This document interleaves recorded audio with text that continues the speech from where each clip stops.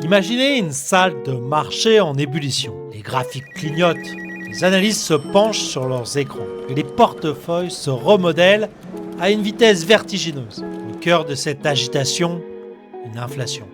Elle est là, silencieuse mais puissante. Et elle redessine les lignes du champ de bataille financier. Dans cet épisode de Nikos Talk, je vous embarque dans un récit à travers les choix, les doutes et les nouvelles tactiques des investisseurs face à une inflation qui grignote tout sur son passage. Le monstre invisible, comprendre l'inflation. L'histoire commence avec un phénomène discret, presque insidieux. Un matin, vous vous réveillez et votre café coûte 20 centimes de plus.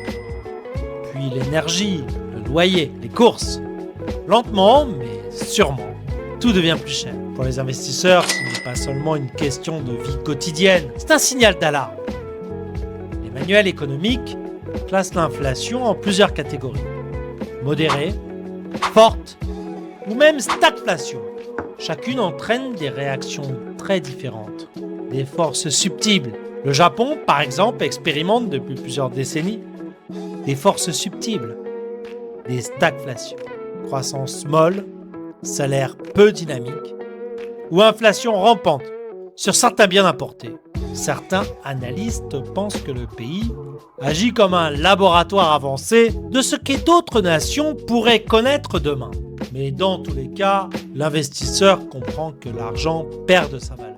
Et ça, c'est que le début de la course contre la montre. Le choc psychologique, pourquoi l'inflation fait paniquer. Dans les back-office et les salles de gestion, une idée s'impose. Si l'inflation grimpe, les taux suivront. Les banques centrales n'attendent pas. Elles montent leur taux directeur et du jour au lendemain, emprunter devient plus cher. C'est un basculement. Le rendement réel des actifs baisse. Une action qui rapportait 5% devient perdante. Et si l'inflation atteint 6%, là l'investisseur n'a plus le choix. Il doit réagir. En plus de l'effet direct sur les rendements, il y a une dimension émotionnelle. La peur d'une perte de valeur, du capital, pour certains à vendre dans la panique. Le facteur psychologique en période d'inflation pèse lourd sur les décisions. Changer de cap, des stratégies classiques de survie. Les premiers réflexes sont bien connus. Quitter les valeurs de croissance, trop sensibles à la hausse du taux, pour se tourner vers des secteurs résilients. L'énergie, la santé, les produits de première nécessité deviennent les nouveaux chouchous. D'autres misent sur le concret.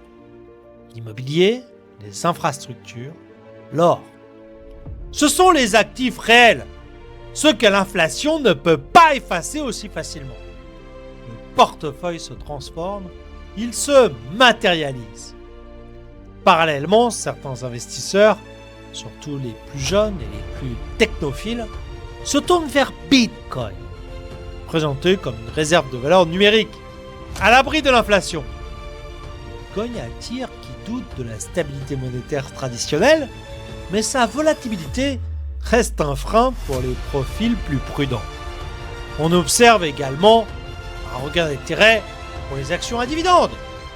Les entreprises qui versent régulièrement des dividendes apparaissent comme des valeurs refuges, permettant de compenser l'érosion du pouvoir d'achat. Les stratégies du futur et quand l'algorithme s'en mêle. Dans les fonds plus sophistiqués, une autre genre se joue, celle des stratégies adaptatives. Ici, des algorithmes scrutent des données macroéconomiques en temps réel. Un pic d'inflation bascule instantanément vers un ETF sectoriel plus défensif, une baisse re-risque. Les gestionnaires utilisent aussi des couvertures options, produits dérivés, positions courtes. Le portefeuille devient un animal hybride, réactif, presque vivant. Ces technologies permettent de réduire le biais émotionnel et de réagir plus rapidement que les stratégies humaines traditionnelles. Ils s'appuient sur des signaux faibles, comme les attentes d'inflation implicites dans les marchés obligataires ou les mouvements de taux à court terme. Quand les marchés changent de climat, mais au-delà des techniques, un véritable changement des climats s'installe. Le modèle de corrélation classique ne fonctionne plus. Les actions et les obligations, autrefois alliées, prennent des chemins opposés. la volatilité devient la nouvelle arme. Le fameux portefeuille 60-40 suffit plus. Les investisseurs cherchent des solutions ailleurs, loin des sentiers battus. Le paradigme est cassé.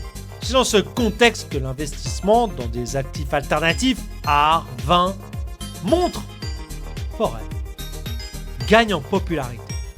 Ces actifs offrent non seulement une diversification, mais aussi une forme de protection contre l'érosion monétaire. Une manière originale de préserver son patrimoine. Alors, retour sur une époque de 2021 à 2023. Ce n'est pas de la fiction. Entre 2021 et 2023, les investisseurs ont vécu cette réalité. L'inflation a dépassé les 9% dans certains pays. Les valeurs technologiques ont chuté. Les matières premières ont explosé. Ce fut le grand retour de la value investing. Des entreprises solides, parfois méprisées, mais profitables. Le marché a changé de visage. On a vu des stratégies très divergentes. Certains se sont réfugiés dans le cash, d'autres dans des actions européennes sous-évaluées. Certains ont diversifié en Asie, là où l'inflation restait plus modérée. Les devises sont redevenues un enjeu majeur dans la performance des portefeuilles globaux. L'investisseur particulier, entre peur et adaptabilité, est le marché dans tout ça. Il a réagi, lui aussi. Beaucoup ont orienté leur épargne vers des livrets garantis, ont fui les crypto-actifs jugés trop volatiles. D'autres plus convaincants ont renforcé leur position sur le Bitcoin, le voyant comme un rempart à long terme contre la dépréciation des monnaies. Sur Google, les requêtes comme « Comment battre l'inflation ?» ont explosé. Les applications d'investissement ont vu leur trafic changer, leurs utilisateurs modifier leur comportement. Mais là, l'inflation laisse son empreinte. Certaines plateformes ont introduit des alertes d'inflation, des outils de simulation de pouvoir d'achat, ou encore des filtres pour identifier les actions résistantes à l'inflation. La pédagogie financière devient un enjeu central. Pensez long terme. Changer de philosophie. L'histoire ne s'arrête pas là. Car si l'inflation persiste, elle oblige à reconsidérer toute la philosophie d'investissement. On ajuste le taux d'actualisation, on redéfinit les modèles de valorisation, on réexamine les zones géographiques.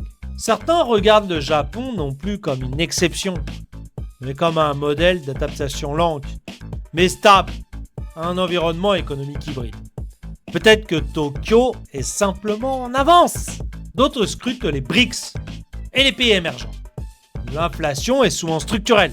Ces marchés ont appris à composer avec des hausses de prix fréquentes, développant des mécanismes de résilience qui inspirent les marchés internationaux. Ce n'est plus une adaptation temporaire, c'est une mutation profonde, une nouvelle manière de penser, un changement de paradigme où la flexibilité devient la première règle.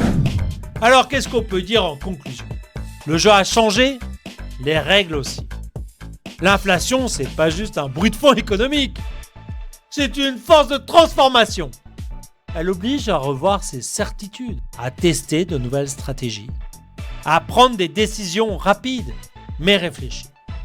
Dans ce monde mouvant, les investisseurs qui s'en sortent sont ceux qui savent s'adapter, ceux qui comprennent que le marché, comme la vie, n'offre aucune garantie. Et beaucoup d'opportunités pour ceux qui savent lire entre les lignes. On se retrouve très vite dans un prochain Nikos Talk. Et attention, le mot japonais du jour, Tekitosei, capacité d'adaptation. Next time.